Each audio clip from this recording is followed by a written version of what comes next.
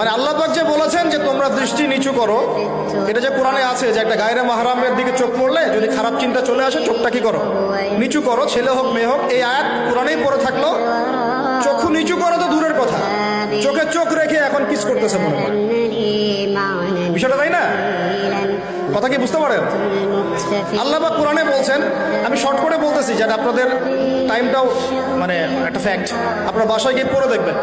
আল্লাহ পাক কোরআনে বলেছেন ওয়ালা তাকরাবা হাযিহিশ শাজারা, একটু বোঝার চেষ্টা করেন।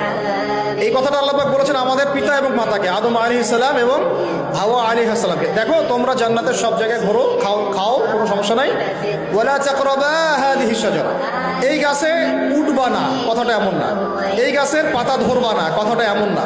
এই গাছের ফল টান দিও না, কথাটা এমন না। এই গাছের ছায়ায় বসিও না, কথাটা এমন না। আল্লাহ পাক বলছে ওয়ালা তাকরাবা, এই গাছের কাছেও, এই গাছের কাছেও, আরো জোরে বলেন, এই গাছের কাছেও, এই গাছের কাছেও যেও। ফল খাওয়া তো দূরের কথা, গাছে উঠা তো দূরের কথা, গাছের নিচে বসা তো দূরের কথা, কাছেও সেম কথা আল্লাহ পাক সূরা বনী ইসরাঈলের মধ্যে বলছেন ওয়ালা তাকরাবুজ জিনা, ওয়ালা তাকরাবুজ জিনা, তোমরা জিনার কাছেও